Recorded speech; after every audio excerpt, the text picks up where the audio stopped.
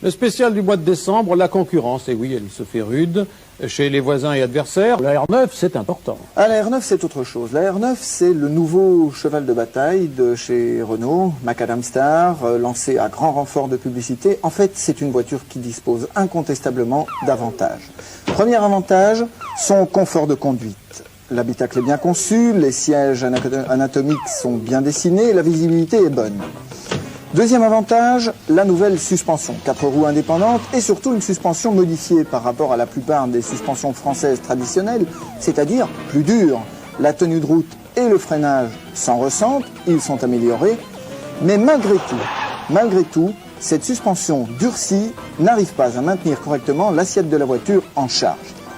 Les inconvénients à présent, eh bien le premier inconvénient c'est le moteur de cette voiture, un 4 cylindres classique de la régie, 1108 cm3 en version de base. C'est un moteur démodé, trop peu puissant pour faire de la R9 une voiture vraiment brillante. Sauf bien sûr si l'on va chercher le haut de gamme avec des moteurs de 1397 cm3. Enfin, un dernier inconvénient, l'esthétique de cette voiture, c'est une esthétique banale à tel point que Gilles Guérito, le directeur de l'Autojournal, a pu appeler cette voiture Mac Banal Star au lieu de Macadam Star. C'est dur, hein? Oui, c'est assez dur, ouais. C'est assez dur. C'est une 3 volumes tout à fait classique. En fait, c'est un produit de compromis. Cette voiture est destinée à l'Europe, mais aussi aux États-Unis, où Renault cherche la percée. Et les Américains n'ayant pas les mêmes critères esthétiques que les Européens, eh bien, on a fait une synthèse de tout ça, une voiture un petit peu banale, un petit peu bâtarde, la R9. C'est une voiture assez proche de la R18, à la fois sur le plan esthétique, sur le plan de l'habitacle. Et on peut se demander si avec cette voiture, Renault ne va pas en définitive marcher sur ses propres plates-bandes. Jean-Paul Fleury, merci. Je vous invite à écouter car on continue de parler de la R9. Vous allez voir, on va compléter le tableau en se demandant quels moyens la régie a mis en œuvre pour lancer ce produit et comment cela a été perçu par les concessionnaires. Nous allons faire ça avec Jean Touron et Pierre Cretin. Et nous allons commencer, Pierre, par l'analyse de ce budget publicitaire considérable. Oui, un budget de 15 à 20 millions de francs qui est le plus gros budget depuis le lancement de la R18. Une campagne qui a duré 3 mois et qui a mobilisé tous les médias puisqu'elle continue toujours en ce moment avec la presse magazine. On sait, tout le monde sait aujourd'hui que la Renault 9 existe, on ne sait pas encore bien ce qu'elle est. Elle s'appelle Macadam Star, un nom un petit peu bizarre qui tiraille entre le quotidien, l'ordinaire, le rat de terre du Macadam et le sophistiqué de la Star. Il fallait un metteur en scène de renom. On voit ici le spot TV, la maquette, qui a été réalisée par Antonioni. Un paysage futuriste, mais complètement anonyme. Une cité où il n'y a pas âme qui vive. Et c'est très caractéristique de cette campagne. On ne peut pas, ou on ne veut pas situer la Renault 9. On la met donc ailleurs, nulle part, dans l'imaginaire. Et l'imaginaire, bien sûr, c'est le cosmos.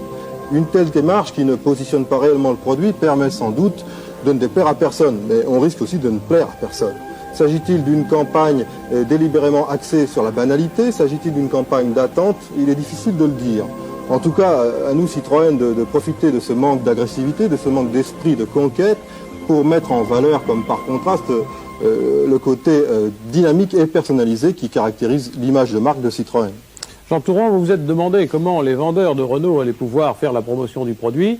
Vous vous êtes caché pour leur poser des questions. Vous avez pris une caméra invisible pratiquement. Hein. On voulait avoir des contacts avec les vendeurs Renault au sujet de la R9. Alors on a dissimulé un micro, on a pris une caméra qu'on a mis dans un sac pour que personne ne la voie, du moins on a cru.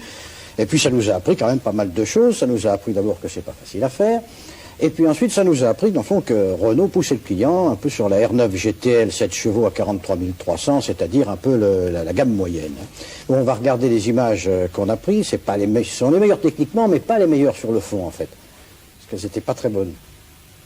Et c'est quoi comme modèle? Alors c'est ce qu'on appelle la 9 GTL, qui est le modèle qui roule à l'essence ordinaire en 7 chevaux. Techniquement, ça c'est plus facile à entretenir qu'une caresse. Entre la 9 et la 18, il y a des aires de ressemblance. Hein. C'est deux Renault. Hein. Laquelle est la plus grande? Laquelle est la plus grande intérieurement? Intérieurement, c'est pareil. Une petite 18, mais nettement améliorée, puisque la 18 a un essieu rigide à l'arrière, alors que celle-ci a 4 roues indépendantes. C'est vraiment la voiture idéale maintenant de nos jours. Et l'avantage par rapport à la R18, c'est que, et même par rapport à toutes les Renault, c'est qu'elle ne penche plus dans les virages. Alors, que conclure? On conclut d'abord que c'est pas très ciblé dans leur esprit, parce que tantôt ils vous diront que c'est une grosse R5, tantôt ils vous diront que c'est une petite R18.